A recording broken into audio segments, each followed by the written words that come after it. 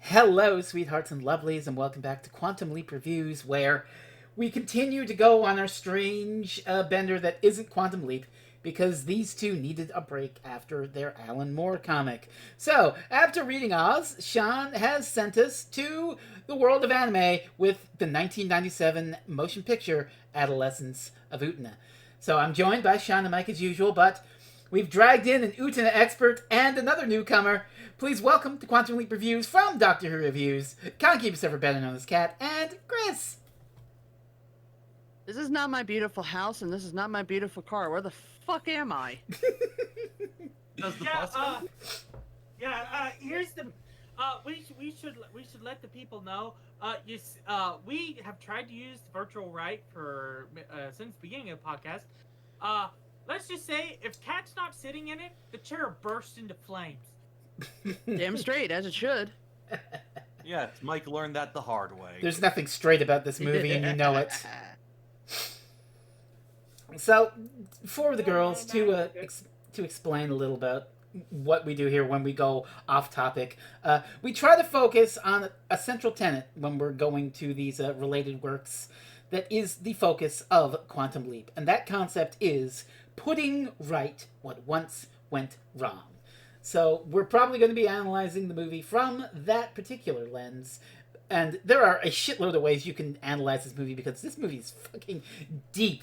It is full of symbolism and meaning, and you could pick at anything and get like a goddamn college thesis out of it. And the fun thing is that Sean, myself, and Kat have all seen the series, 39 episodes of Revolution Girl Utena, that preceded this. Mike and Kris have not. And what's more, Mike watched the dub. I've only seen one line from the dub, and it was the line Kat showed me. Yeah, it's the line that you have to watch as a rite of passage. It was... Kris, remind me to show you that afterwards because you also have to see it now.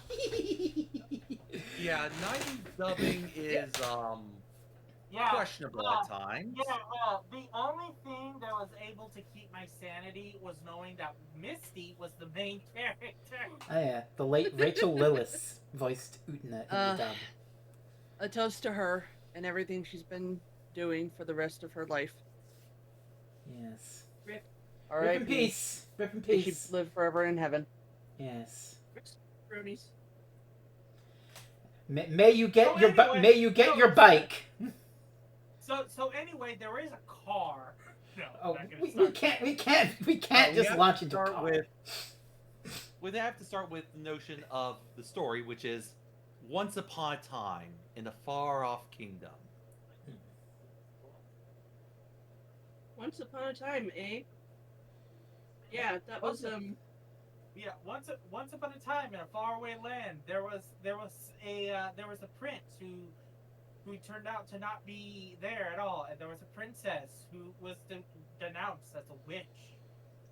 Yeah, basically. Yeah, I mean that's kind of what the show's about. Yeah. It's like before we continue on, some basic ground rules I think we need to establish. How spoilerific are we gonna get? About the movie or the show? For the show. The show itself. So let's leave it to implication. For the movie, let's go full tilt. Oh yeah. And we are recording, right?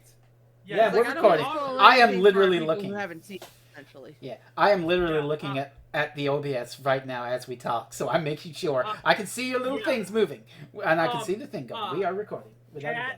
Kat, when it involves the movie, go ham. When it's stuff that connects. Oh no, that I'm fine with. I'm fine with going full ham on the movie. It's just I want to know how deep we're going on the actual series itself. Well, for Mike and Kris's benefits, I'd say we keep it to implication for the show. Or has that Kris works seen, for me. Has Kris seen the show or no? No, she hasn't. You said No. that. I'm silly. I remember. There you go. We said that like 5 seconds ago. Bleh! Ito bleh. Yeah, I think I showed her like maybe the first episode, maybe the first 2 episodes, Okay, fair enough. just to get her interested. This is indeed an escalation.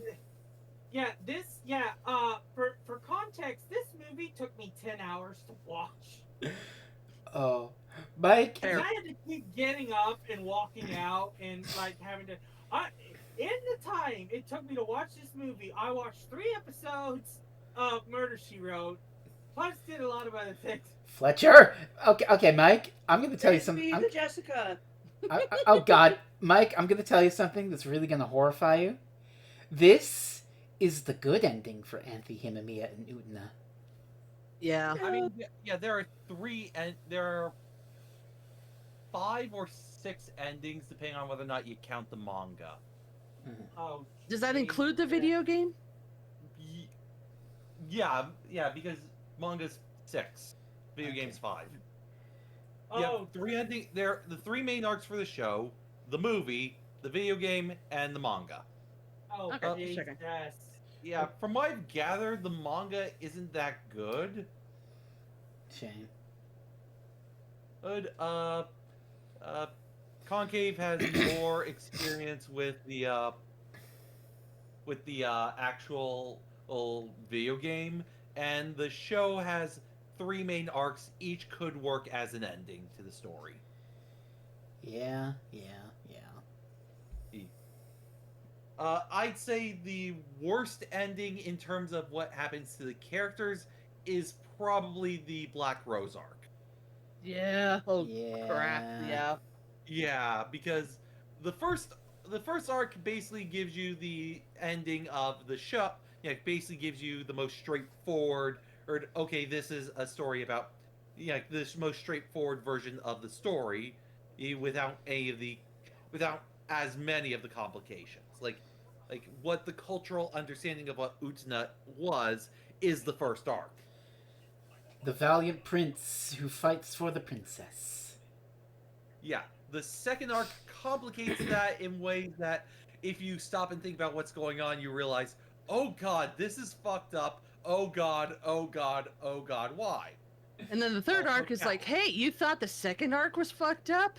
Yeah, it reveals the full extent of what's been going on, makes it explicit, and gives Anthe a happy ending. Yes. Well, I mean, I can argue. This arc goes back to set things right where once went wrong. I mean, not to spoil too hard, but the end of the series is the end of the final arc is basically Anthe going off to do that thing. Which you can argue that this is the result of that. And I was thinking in the back of my mind as I watched, who's the leaper equivalent in this story? Is it Anthe? It would be Anthe, and Utena would be Al. Or no, or you could read it as Utena's the leaper and Shoju is the Shoju? Toga? Toga is the owl. Yeah, and so Utena is the leaper who's come just like Toga, who dove in to save a girl. She is now trying to save Anthony. I'm just gonna say this.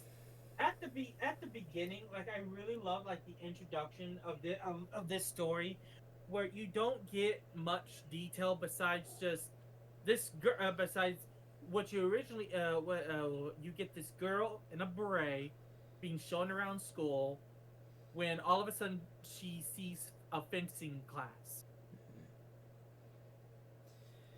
Now, keep in mind as well, if you came to this from the series, you're dealing with some law of cycles thing where it's like, oh, we've gone back around, but everything is weird and different. There's floating chalkboards and these giant mechanical pistons and towers moving about. What the hell is the visual design is off the chain?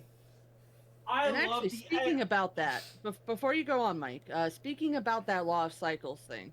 So, to speak about the movie itself, let's speak about the director, who I had to pull up his name real fast so I know how to pronounce it. Kunihiko Ikuhara. Mm-hmm. So, you might know him from a little anime known as Sailor Moon. Yeah. Yeah. So, he was part of the anime adaptation of Sailor Moon. And essentially, he got super frustrated because he didn't get that much leeway with it. He wanted to do some wild shit with Sailor Moon, and he was basically told, hey, no, like, we're going to do some stuff with it because, she was writing it at the time of the anime. hence all the filler arcs and the monster of the week style. Right. But he was also told, hey, you can't do all this weird shit with it, and so he was like, nah, fam, I'm gonna go do some weird shit. He found this manga and he decided to do some weird shit with it. I want to apologize to Mike because watching this movie has basically ruined Sailor Moon for you now. Like this is just transcendental compared to Sailor Moon. Yeah, like I've been watching. I keep falling in and out of Sailor Moon. I'm trying to watch it because I did promise Fresno I would. So, and also that's how I found out about Sailor Jupiter being the best Sailor Scout. Venus. Doubt. But Venus. anyways, Sailor Cosmos is the best Sailor Scout. But anyways. But continuing onward with that, I love how I love the school. Oh, yeah. Hang on, Mike. I'm not done. Go ahead. Continue, please. Sorry. Yeah, you got to let me finish, Mike. Anyways, so once he found out that he wasn't going to get any creative control, later on he went on to go and found the Bay Papas, which is the whole studio behind not only the manga but also the anime itself and also the movie. And he just did some weird shit with it. So, what you have to keep in mind with the context of the movie is there are two main options that people take for this movie. They either they believe that it is a complete redo of the manga. It's a completely new adaptation. Everything is brand new. It just uses the characters from the anime. Instead of it being an adaptation of the manga, it's sort of a different adaptation of the anime itself. Or you can see it, as I personally do, as a continuation of the anime itself. This is where I am. Going to another person who worked on this, Yoji and Kido. Oh, hopefully I'm pronouncing that right. Who also worked on Sailor Moon and Neon Genesis Evangelion, Fooly Cooly, Ouran High School Host Club, and most relevant for our purposes, the rebuild of Evangelion films. Oh, yeah. There we go. Yeah. Which the weird shit. Had simultaneously a remake and a continuation of the show is following up on. The weird shit, she says. There aren't even any girls laying eggs in this. I'm sorry, what? Can't tell her. And for that matter, we don't have any girls being ruthlessly murdered by Indian cows. Or pursued by elephants. Well, a cow pursued by elephants. Oh, sorry. Indian elephants, not Indian cows, including surf elephants. Or trampled by giant octopi. This is not a hentai. Bullshit. This is not a hentai. Meanwhile, but it does have naked women. Mostly. Half the time. Oh my god! Well, you have to remember that in Japan, nudity is seen very different. Nudity is seen as purity. It's a symbol of purity, essentially. That's why they don't have any, body parts like nipples. It's because it's their purity being put on display. Again, that's why it took me 10 hours to watch this hour and a half, 45-minute long movie. Is because there were some points in it where the themes just hit you so in the face hard, where they don't even sugarcoat. They just wing punches, and I just had to go. I'm taking a break again. Mike, again, I'm gonna remind you. This was the good ending. Back to back. I know. Yeah. There's also on the note of themes, dear God, the music. Oh my god, I fucking love the music. Oh, the fucking... Oh my god, yes! The needle drops are sublime. Holy shit. Yeah. Oh my god. Especially when it has the bit with the age-old anime bit of playing the theme song during the climax. Oh my god, that was so good. Oh, fuck. Okay, so this is... just for reference... This is a 90s anime, correct? 1997. Yeah, this came out in 1999. 7. Okay, No, the show came out in 97. Movie was 99. I thought the movie was also 97. No, the movie's 1999. August 14th, 1999.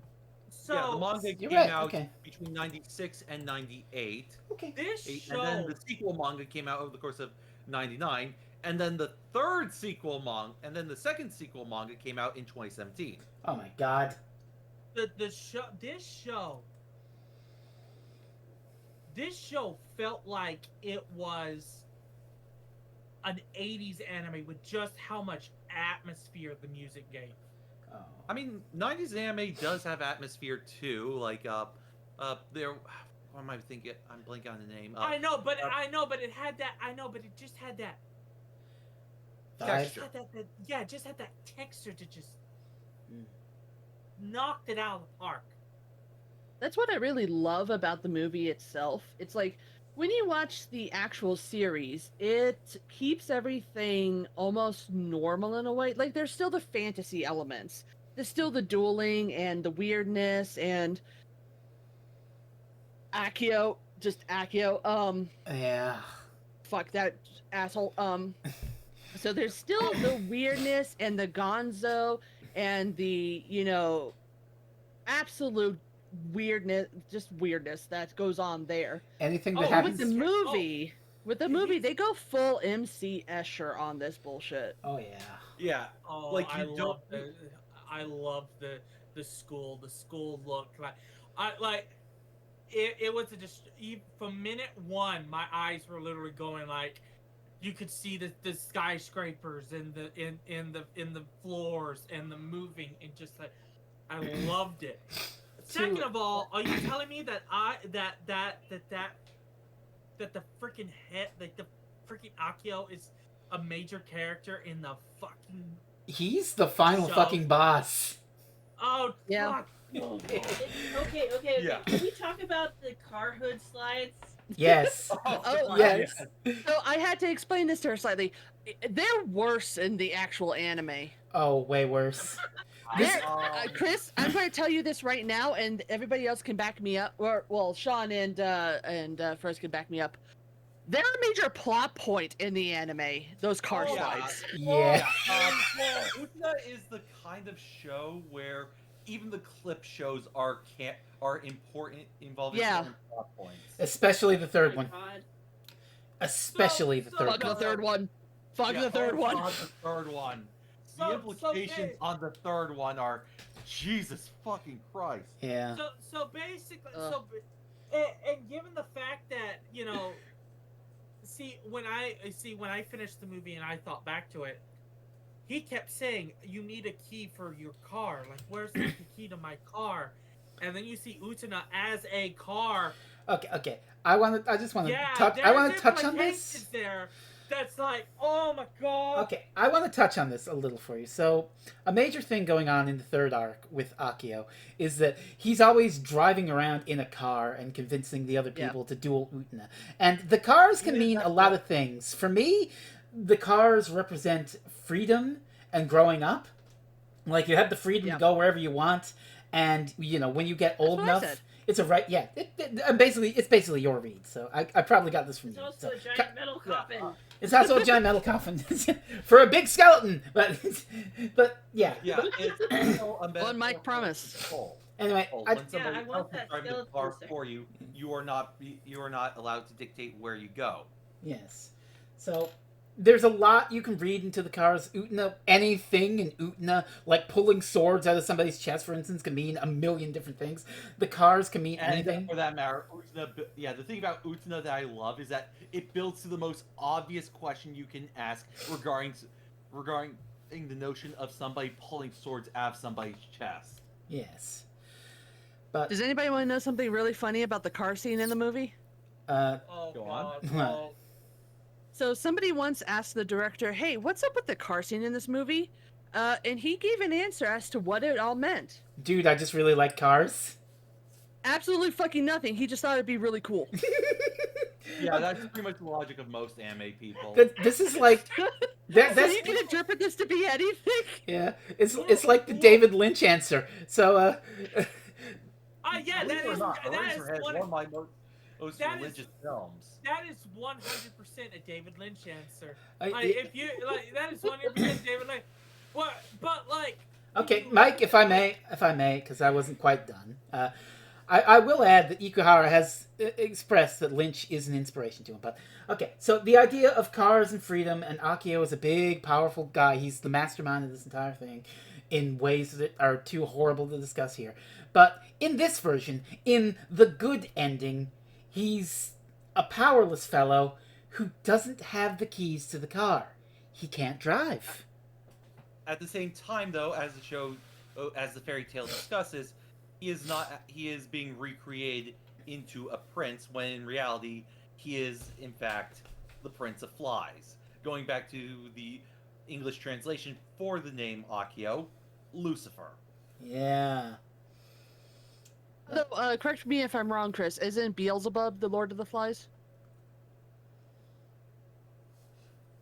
I need to double check that, though. Okay. I'm not too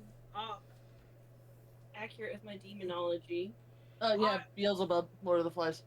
Right. Yeah, there you go. You two talked about Akio.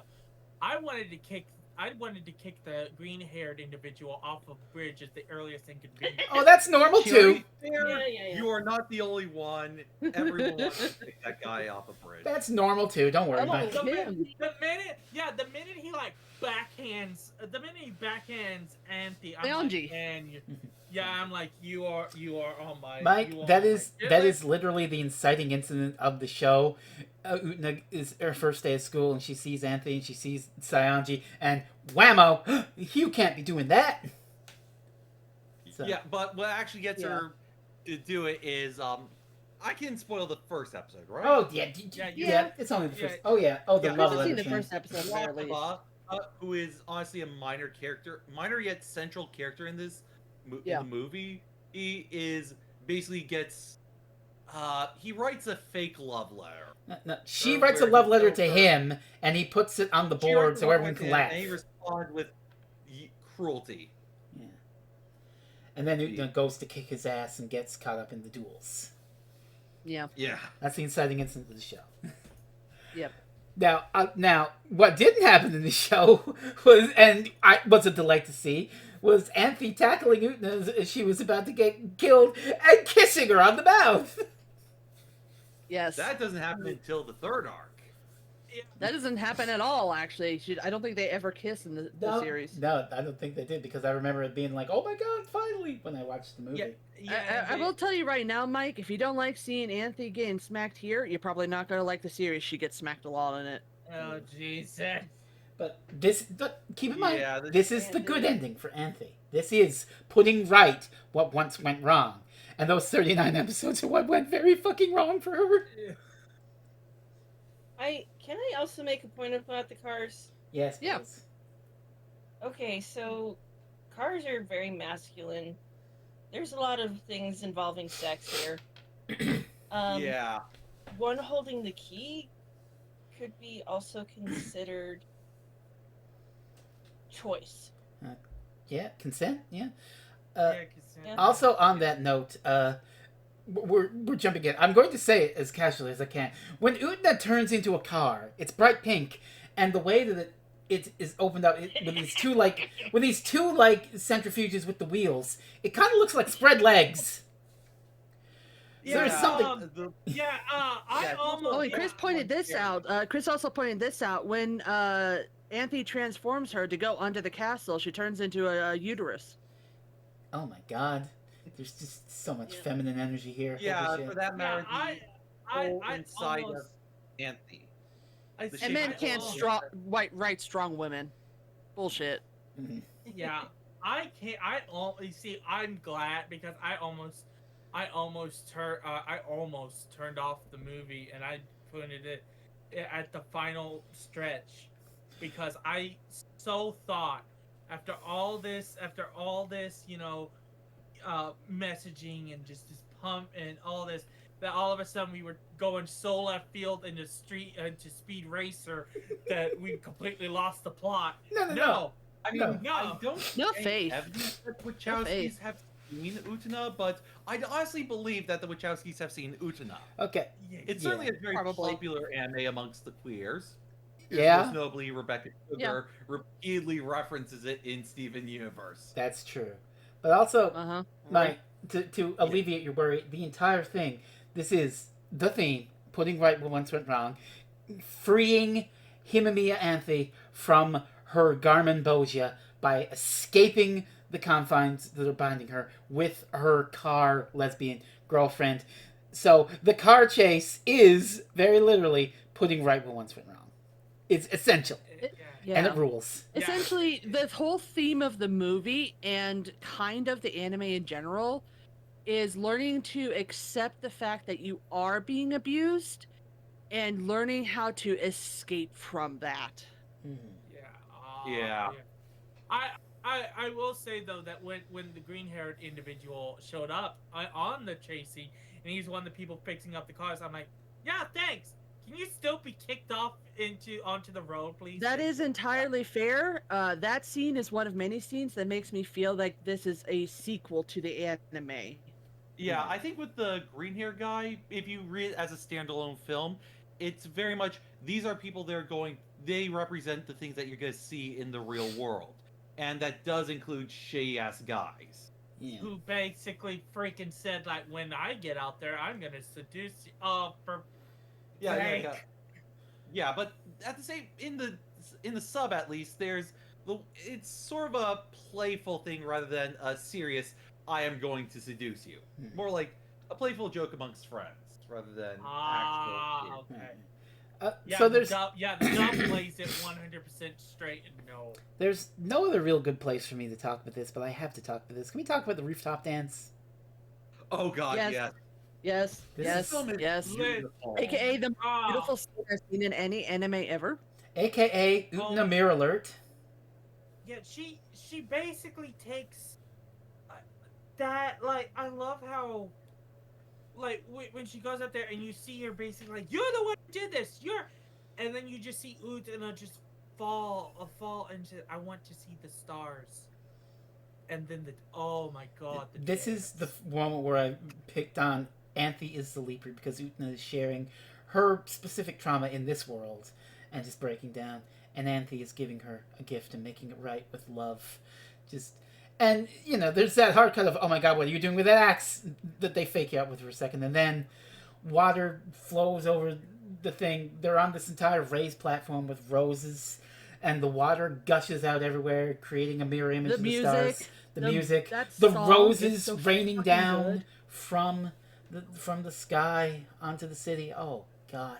Yeah, of course, another way of reading the film in terms of Quantum Leap is, given the mirror dance, they're both the leaper. Yeah, I definitely came to that when I got to the car part where it's like Utena's helping. They're definitely both leaper adjacent in some way.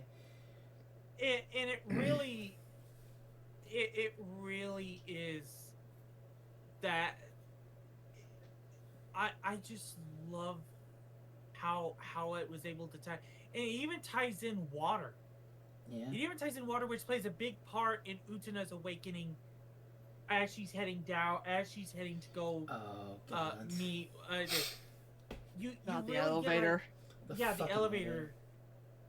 And when you think on it, you're like, that's almost perfect. That's beautiful foreshadowing without calling it foreshadowing. Yeah. Is using the water and then connecting it later on to when she's sitting there in a chair all alone in an elevator, and there's Toga. Oh God, like, the elevator. Yeah. Yeah, and Toga's literally like, "Will you be with me forever?" And she's like, without spoiling anything, that elevator is a lot more important than you think. Yeah. For that matter, the symbolism right after the Rose Garden explodes, right before Utena turns into a car. Yeah. Mm-hmm. Both of those are tied together for various reasons that we cannot talk about. Yeah. There's also apparently a car wash turns people into cars. We got a bit of foreshadowing with this in the car park scene between Jury and what's his name? Mickey. Yeah, Jury and Mickey. Can I squeeze in here a little second? Having car, which Hawk. Yeah, oh God, do we need to talk about out of that What, relationship. what were you saying, Chris? Yeah. Chris, Okay, please. so water is also a big symbol for rebirth. Mhm. Car wash uses water. Yeah. Yeah, that's Ooh. true. I mean, Jenna Utena went also through a does. whole rebirth of her love and relationship and what forever really meant to her. Mhm. Yeah, for that matter, Utena does That have her major moment be involving her first love drowning. Yeah. and also that's actually that Chris, you actually bring up a really good idea, a really cool concept because Utana is the one who turns into the car, so she is the vessel for Antony to have her put aside her grief because she's the one who did it first. She's a let me lead you. Yes, let me be your vessel. As Sean would Let say, me be your wings. gay, homosexual, gay. Let me be your wing. I mean, you said it, not me. No, we want to talk about wings. We talk about the part where Shiori sprouts bedsheet wings.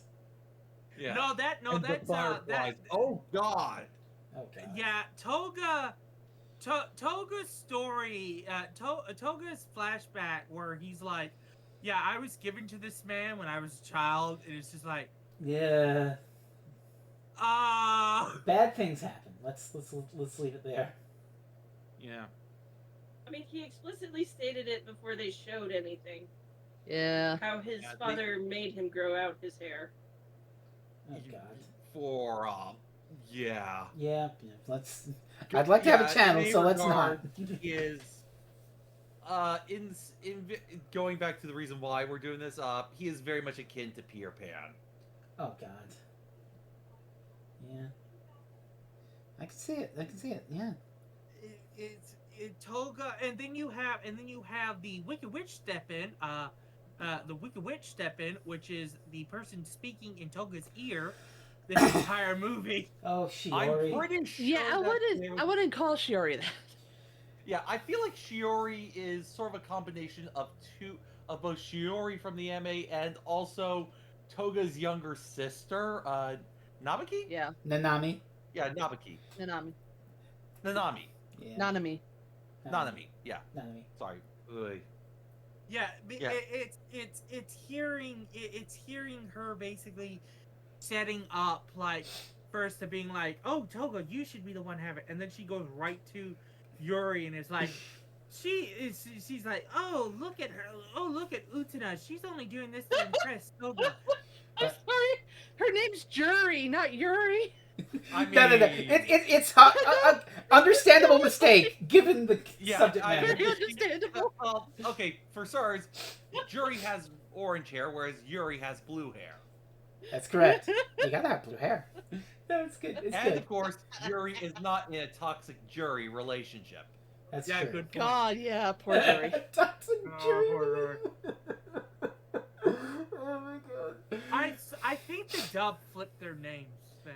I don't know. But speaking of, since you mentioned Nanami, Mike, Chris, would you like to talk about the first VHS tape that the Shadow radio players turn on? Yeah, Same so with the cow. Yes. The yeah, cow. the one with the cow. I had to talk to Sean because I thought the first VHS tape that he was talking about was the introduction of Aki's Akio? brother. Yeah. Nope, No, that's it's the no. cow. It's the cow and the elephants throwing the cow, and then you have the thing that was drawn on Toga's back, and a monkey caught in his side. Well, There's his mouth, something- not Monkey's one. name is Choo Choo. Get it right. Yeah, I'm looking at this and I'm going, there's something here. This But does I lend don't credence know. to the. This does lend credence, of course, to the fact that this is a continuation because Nanami. We're gonna give Chris a minute to talk about this, and then I'm gonna let you guys know the secret of this scene. Okay, go ahead, Okay. Chris, please. So seeing this was a treat. I felt like I'd taken acid. It's great. But I don't understand the symbolism of the three elephants. But that cow was special. I don't like the focus on the udders, though. That's fair. Okay. So, would you both like to know the secret of this scene? Yes, please. There is no symbolism here at all. It is a throwaway gag from the anime. That- Throwaway gags from the anime. Of course it is. The Yeah. whole entire scene is just a bunch of throwaway gags from the anime, including some characters from the anime. That's funny. That's genuinely funny. Yeah. The punchline at the heart of it is that literally this is the cow is one of the major characters of the show. Now, I will want to say this does lead credence to this theory that I had that I can't really talk about because it does have spoilers for the anime. But I believe I've talked about this to Frez and possibly Sean, so they know what I'm talking Is about. this Me. is this I think related you to the brought up- fact that Nanami is the smartest character in Utena? Yes, thank you. Yes. Yeah, I feel like I disagree only because I think it's more Utena than Anthe who has the spoiler stuff. Right. But that's a whole other conversation that probably should be saved for when we can actually talk about spoilers. Yeah, very Yeah. fair. Very fair. Yeah. Mike, Chris, get on that shit. And before you ask, no, there is not going to be a Revolutionary Girl Utena podcast. That would require going way deep into the magical girl genre, and probably start out by talking about the entire works of Go Nagai, and Sailor Moon.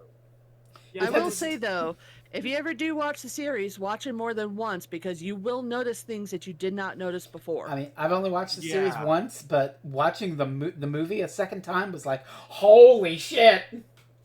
Yeah, Mhm. if you did like a magical girl a podcast, it would be Sailor Moon, Simple Gear, Zombieland would count somewhat. Did someone say Symphogear? Yeah, No, exactly. No. The arc for it would be Cutie Honey, Sailor Moon, Utena, Madoka Magica. Fair. I've never actually seen Cutie Honey. I have to watch that at some point. I'd recommend going with Cutie Honey rather than Cutie Honey proper, or because Fair. holy cow, how Cutie Honey is amazing. It's very good. But also, Put that on my list. Like, don't. if you like the sapphic stuff in Utena, you are gonna love Cutie Honey. Ooh. Yeah. And also, but you know, be careful how you watch it because naked ladies. I watch it in my room, so you know. Uh, But anyways, like I said, watch it more than once because literally there's an episode where the chairs in the background were telling a story alongside the main story. what? And one Yeah. of the episodes also has a cat in the windowsill tell a story. Yeah. What? I've never noticed this shit at all. What are you talking? Like, I believe This is you. why you need to rewatch it. When you I think rewatch I it, you notice the shit. This is how they get you. Just when I thought it was out, they bring me back in. It is on YouTube for free. They are showing it for free officially on YouTube. It is. Yeah, it's both true. subbed and dubbed. Again, Yes. watch the subtitle version. Yes, like, please watch the subtitle version. Yeah, watch subtitle version. In fact, Uh, Revolutionary Girl special. Utena will be linked down below, so you can literally watch it right now. Now that we've babbled about it.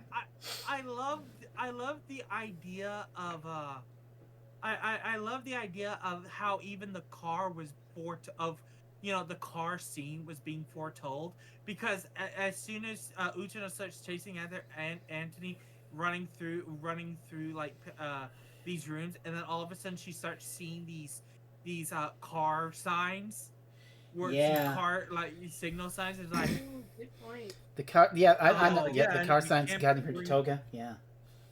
Yeah, we can't bring the implications of those signs up because they pop up in the show. Yeah, unfortunately. Yeah, But- yeah, that's the sad thing about but this being an introduction to Utena, It's funny. yeah, it's funny, but it is a good introduction. It makes you wanting more. Yeah, Oh, it's It so is good. easy to see how much of a love story this is to his project, though, because they could have easily made this an entirely different adaptation, and just made it like this is a different version of the manga itself. But no, he made it a different version of the anime, and it just shows the love and care that was put into this franchise. Essentially, I think we Absolutely. could call it that now. Yeah, it's polymedia franchise. Yeah. It's honestly just beautiful, the care and attention that was put into this, and there's all these themes and these ideas, and there's background details, and there's these subliminal messages essentially that you notice on rewatches, and Yeah. it's just an amazing series. It Mike, really I've is. Even I've on made a surface level, you still have stuff like the amazing music. Oh God, Yes. The Absolute Destiny Apocalypse is a fucking banger. Oh, You have Oh my the God, yes. fight scenes. You have the comedy because God damn it, this is a fucking hilarious show. it is. Oh, Mhm. yeah. So Even the movie had bits that kind of got me, but like it got me chuckling. But if I may, for a brief bit, Mike, after you're done. yes, it's just this movie hits hard and will punch you in the gut. Oh yeah. Yeah, I think it's telling that we've been talking for roughly an hour, and we've basically been skimming the surface of the film. We haven't even gone directly into stuff that's in the film. Yeah. I just want to say that for Mike, I consider this anime sort of a spiritual version, in anime form, of Twin Peaks. And hear me out, because it has the weird and strange shit that happens with no explanation. It has this deep well of symbolism, and it has the most horrible things that can happen to a human being, but at the end of it all, you feel love and optimism and hope. No, Revolutionary Girl Utena will not appear in the Twin Peaks podcast. That would I take almost way too said much that. space. No, that was the thing. Goes, I told Sean, I said, this belongs in Twin Peaks. The problem is, you basically want to talk nothing but this. Yeah. It's like you would basically spend. Like that's a problem? In a Twin Peaks podcast, yes. In general, no. You want to give this its own space. You want to do Revolutionary Girl Utena, the podcast, not Revolutionary Girl Utena is a subset of Twin Peaks. That's true. Fair. That's true. Yeah, because in that context, you would only talk about Anthony and Anthony's problems and oh dear God and I mean, you could probably talk about some stuff that's not just Anthony because, oh God, everyone has problems. Oh, everyone Oh, is God, so yeah, fucked up yeah. in this show. It's incredible, and the show really delves into it. You get a glimpse of it with characters like Mickey and Juri with the Shiori relationship, but the show really delves into just oh my God, Like, there's just, even everyone the is green-haired guy and Toga get a lot of depth. Yeah. Yeah. And a lot of strip teases. Oh yeah, yeah. Again, this is very gay. Gay, homosexual. Also, gay. the strip teases are plot points. Yes. Yep. oh boy. I'm once again reminded of the Akio Carwood thing. From Oh the show. God. Yeah. Like, okay, rolling all over the place. Honestly, sexuality is a huge part of the show and this movie, especially discovering your own and sort of delving into that. Like the sketching scene. Holy shit. Yeah. Yeah. And then The when sketching all those scene especially, when yeah. all the pictures except for one become Anthe. Oh God. Oh my God. Yeah, and it's the one that's the symbol of, the fact that her heart has been taken out. And not just that, but also in that image you see a sinking ship. Yeah. And Also- the prince. Hey. Yeah. And what happened to here- Prince Toga? Yeah, here's the thing about that. Where the sword comes from is the exact spot where Aki stabs her. Yeah. Yeah. Like I said, there are many deep and layered ways to read the concept of pulling a sword out of someone's chest. And of course, it's inverse. Yeah. And it's worth noting that at the end, Uta ultimately rejects pulling out the sword. Yeah. Or she decides that they should go to the outside world, Mm-hmm. which isn't depicted as a perfect world. It's not utopian, and the castle still haunts it, but there is a shining blue sky behind the dark clouds. What is it they say? A world without roads? Yeah, Yeah. and you will build your own roads. Yeah. I feel this is like based on dissociation. You put yourself in your own world to protect yourself. Yeah, And sometimes you need help getting out of that. definitely can see that. Yeah, and then there's the straw girls. Oh boy. Yeah, the shadow girls are fucking amazing. I love the shadow girls. The Shadow Girls are fucking awesome. Shadow Girls. Both in the rule. movie and the anime. Yeah. That was a cool idea where he literally goes like where you have Aki being like, where you have Aki going like living corpses and all that, and then you see like all the girls who were working to help working on the radio, and they're all straw and they're all scarecrows. Mike and All Chris, of them. I will say that before every duel in the show, the Shadow Girls show up and they start babbling about something, and it thematically means something about whatever the characters are feeling at the time. Yeah, there's one Also where, plot relevant. Also, they're very much they're telling they're performers. They're making plays. Like one of the plays is actually the entire backstory for the show. yeah. Oh, another one is a parable about a traitorous mouse who thinks that he can survive if he just betrays his friends, only for the cat to eat him first. Yeah. Mm. That 100% sounds like something Green Hair would do. Green what? Green Hair. That just sounds like exactly something Green Hair. Sionji. His name's Yeah. Sionji. Ah. Okay. To be fair, you haven't spent an entire anime with him, so I understand you not knowing his name. Exactly. Yeah. Exactly. Yeah, he is. You never Why? stop wanting to shove him off a cliff, but you kind of No, you still want to shove him off a cliff. Yeah, you definitely. Like, You just he's want to not- shove it. Essentially, by the end of the anime, you start to hesitate to shove him off a cliff, and then you still push him. Yeah. Oh my god. Like, he's not the worst, but he's a shit. He's pretty bad. He's pretty bad. He's no Akio, but he's pretty bad.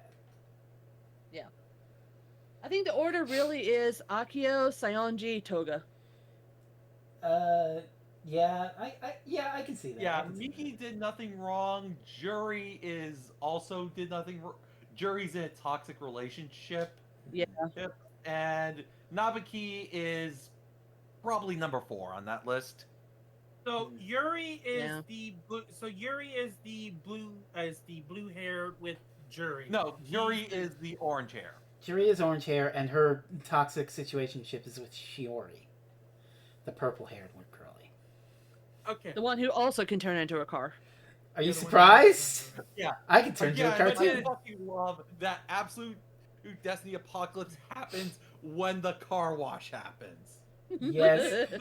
But then you have the freaking scene where that razor is held to the blue hair's throat. Yeah, God.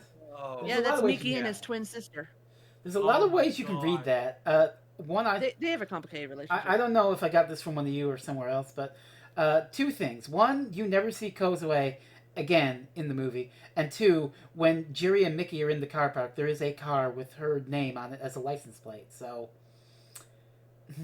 Oh, even Yeah. better. You know when they all appear to help Una at the end, yeah. and Anthony by dragging the car out of the tunnel. Yeah. Wakaba is the jeep. Yeah, Yeah. Yeah. yeah, she's the jeep. I think I sent Fresno 10 questions right before they watched the movie for the first time. Let me just pull up those questions. Yeah. There are Yes, several please. spoilers for the show, so I'm gonna spoiler tag that. Okay. So I'm gonna spoiler tag that. Yeah, just, Put in spoiler tag. You I can don't wanna cover look with at that later. spoiler. Yeah, 10 questions regarding Adolescence of Utena. Yeah. Okay, yes, yes, yes. Yes. Yes. Yes. Yep. 100%. Oh yeah. Deep symbolisms. Oh god, yeah, yeah, yeah, yeah. That's a good Yeah. one. Yep. Yep. Yep. Yep. Good questions. Very good questions. Yeah. I probably should. I'm not. Should we have the questions on the screen in at this moment, or? Uh, I'd say maybe post a link to a picture from on like Imgur or something in the description and give people the Yeah. option to click All through right. and look at it. all right. Yeah, fair enough. Mm-hmm. That sounds good. But yeah, God, this fucking It- movie. yeah. This movie, like, even as someone coming into it without having seen the series, you can tell that this is the veneer, and you now want to go in, and the moment you go in, oh dear God. This is like the Yeah. catharsis. This is the shining light after the storm. I'm Yeah, sorry. Hang on. What? Sean and Frizz, I want you to just. Chris, What? can you say that one more time? The lid on the coffin. Thank you. Oh God! Oh no! Yeah.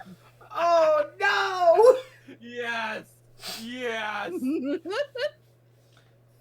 Anyways, continuing on. We'll explain later. You'll find out. Yeah. Oh, For those who haven't oh seen the series, boy. Chris just said the most amazing thing. yeah, Let's yeah. continue on.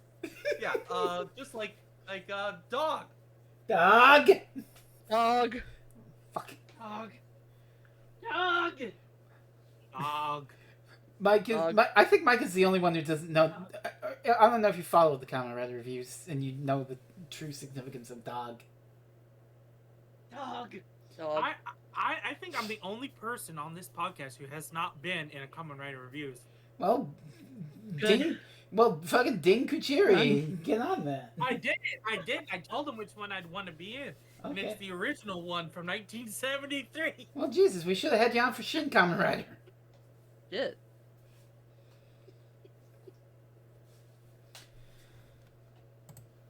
So, what else with the motion picture here? Sword dueling.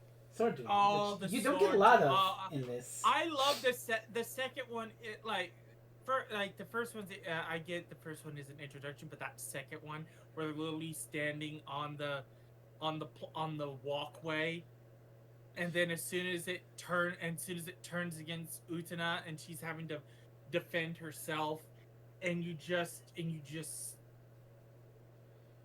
holy cow. Mike, this is baby shit compared to some of the sword duels that happened in the third arc. Yeah.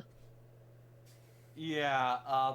And there are also implications to this sword duel that we can't talk about because they haven't seen the show. Yeah. Like, literally, the movie is baby's first Una. Like, you have to watch the series to really get in depth into it.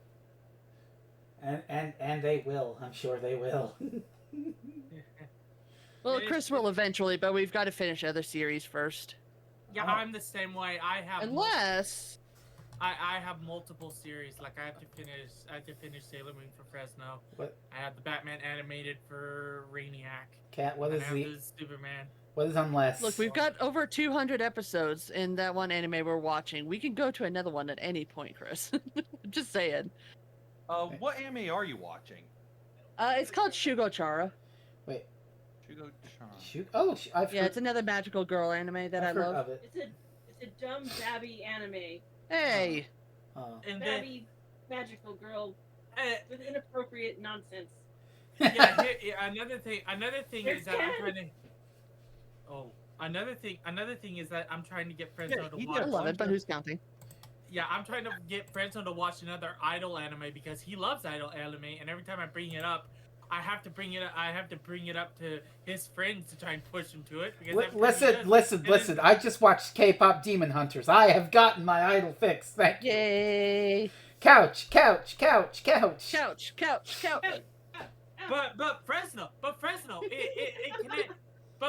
it's the perfect thing for you and Rainiac to watch. It's got idols, and it's got wrestling. It seems more like me and Savvy thing, but anyway. But all three. Give Mike a show to watch. I've given him several shows to watch. Yeah, he's giving me. I know a show Mike can watch. It's called Revolutionary Girl Una. There you go. That's on my list. That is on my list. Again, I've got multiple other shows as well, like Batman the Animated Series, because Rainiac wants me to see that show.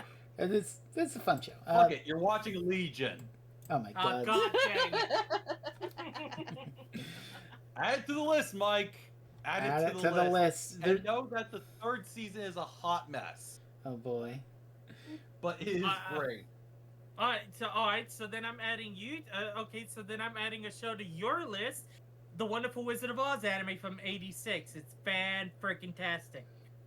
Get me a torrent of it, and I'll do it. Sure. After I fish. Well, first I have to finish editing several things for Lena. Yee! Book. Okay, so yeah, Fresno, you can get that too, Sean. You can get that. I think I still have that laying around. I can do some things. But do we have more to say on the movie? I mean, you could talk about this movie for like hours, but yeah, you can talk. Yeah, like again, this is just the surface. Yeah.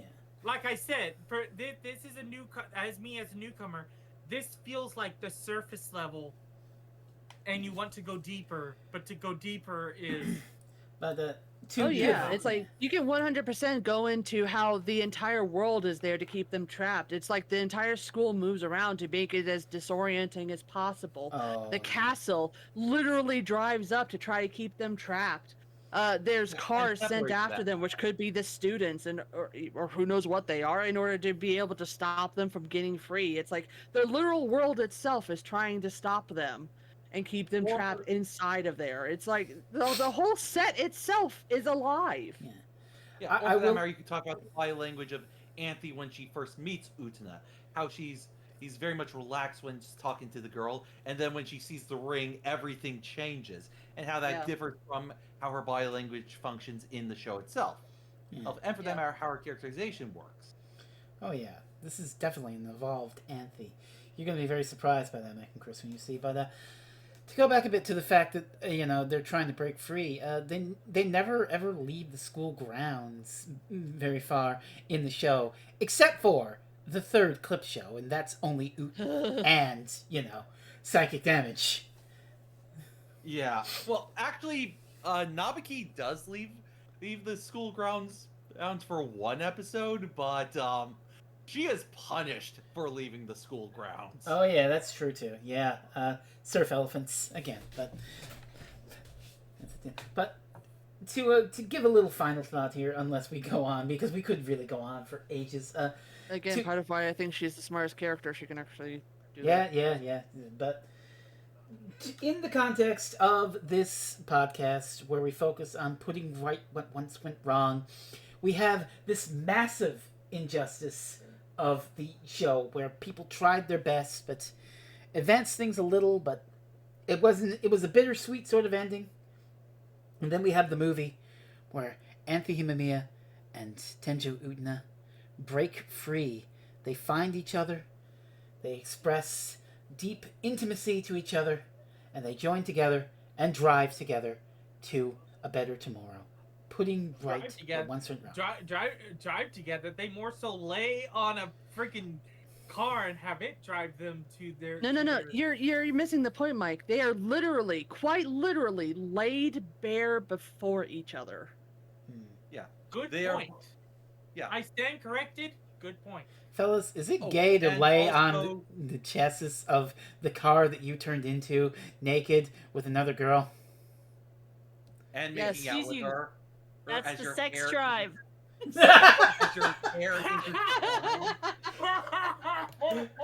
I think we got a podcast, kids! Yeah, Yeah. that's it. That's the final. That's it. No. But That's I the say final that, thought. but we need to wrap up with more final thoughts. So, That's let's the go with let's go final with one of the breakdown. newcomers. Chris, what did you think of Adolescence of Utena? I got the munchies now, and I didn't even take any drugs. This is true. She actually had her sister bring her in a sandwich. Oh my god. It was a wrap, technically. Oh hell yeah. Same difference. It was something wrapped in bread or bread adjacent.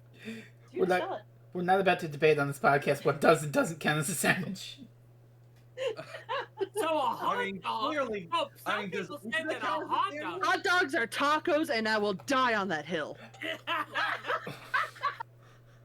I am transforming into a car and then turning myself around.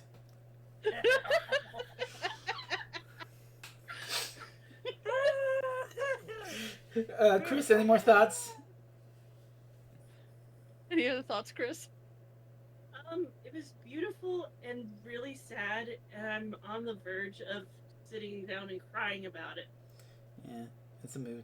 Yeah, but the reason why she's not is because she has to read more stories about vampires and werewolves. Honestly, She does that willingly. She does that willingly. okay. To be fair, those also make me want to cry, but for completely different reasons. All right. Some feedback from one of the people who's I still seen. remember that one story you sent the video of and you two talked about. And did you ever finish that one? Oh my god. It's ongoing. Oh jeez. Have they updated the one about the dead wolf girl who is now not dead, but her body is slowly dying because it's no longer out in stasis anymore? Yeah, apparently she's saved. Cool. One of the people who's seen Utena before, talk about Adolescence of Utena and what you thought for this podcast. Hey, okay. I'm just gonna for an introduction into this, and this is how it was for me. It was an introduction to Adolescence of Utena. Knowing now what I'm about to get, knowing now the darkness that is underneath this story is a fantastic. I would almost call this like it's a fantastic teaser, because you get everything about these characters in this package. But in this package, you get Utena and Anthony, and you get all these beautiful soundtrack and everything. But as you said, there's far more than meets the eye on everything in here. Which honestly is very much what a lot of anime does. A lot of anime is to act as a trailer for the manga. In this case, it's an anime movie acting as a trailer for the anime show. Yeah, it really does. It really does.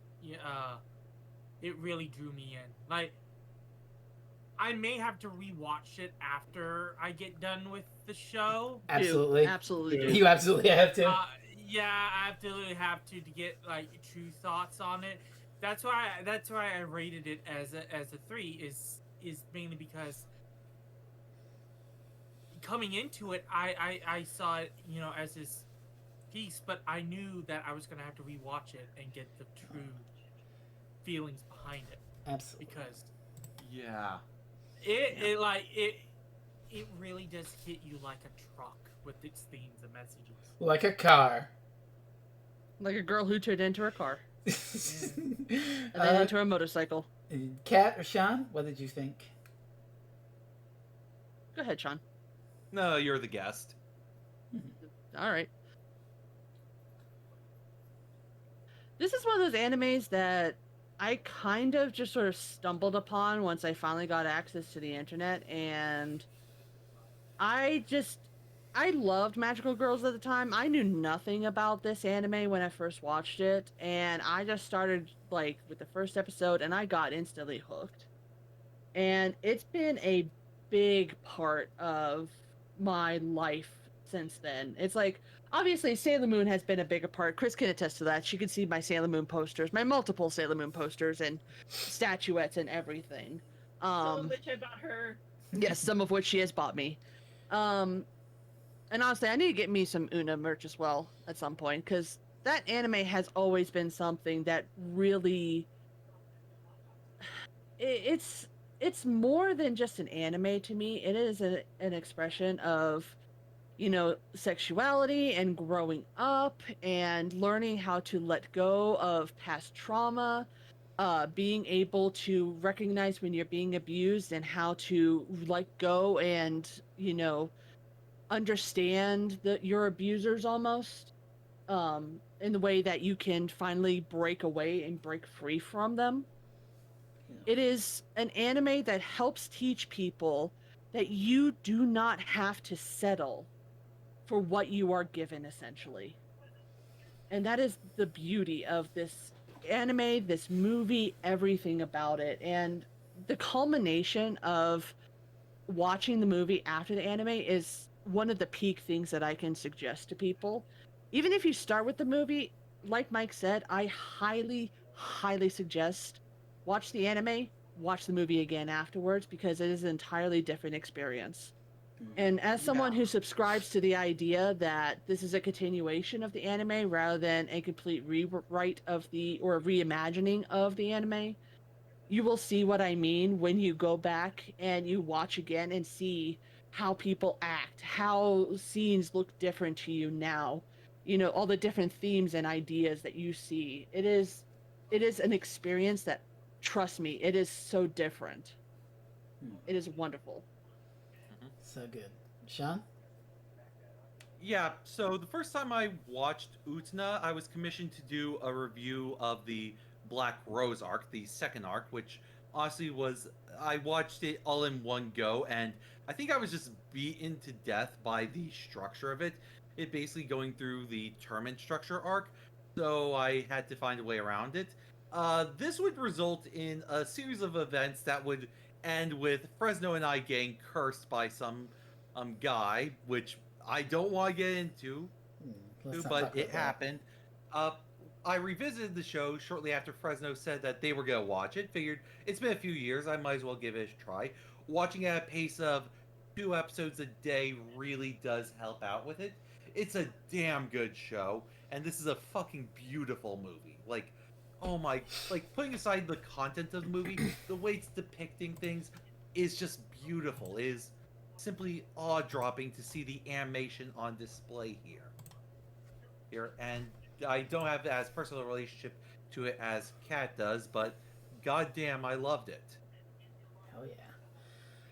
So, all that remains to be said, I guess, is what we're doing next, which, Kat, Kris, if you don't know, the way we pick on Quantum Leap reviews isn't just, hey, here's the thing.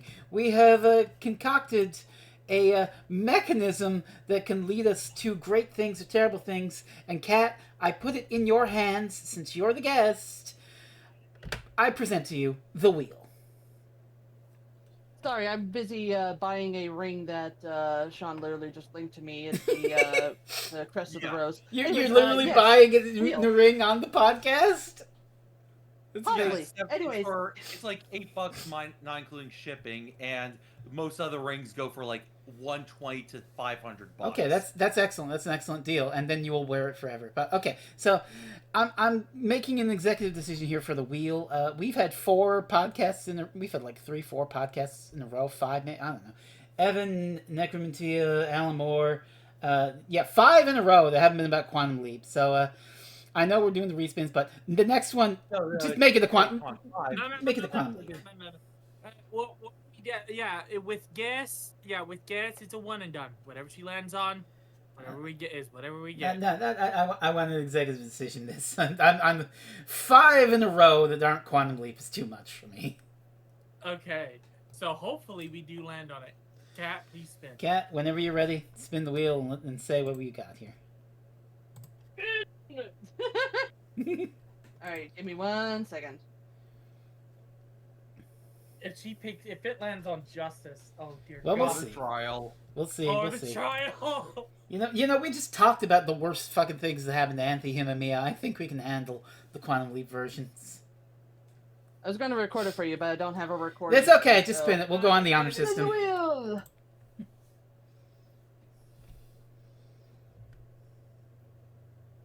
I don't know if this is a good one, but play it again, Seymour. Hell yeah, we'll take that. We'll take that. Yes! It's good. Oh my god! So funny enough, years and years ago, for New Year, for April Fools, me and Fresno did a Quantum Leap reviews podcast for Doctor Who reviews. Yeah, It was reviewing, and the episode I chose to follow next was Play It Again, Seymour. Okay, so for context of what you picked, Kat, you picked one that's like it's sort of like a detective noir story, kind of like a Maltese Falcon style sort of thing.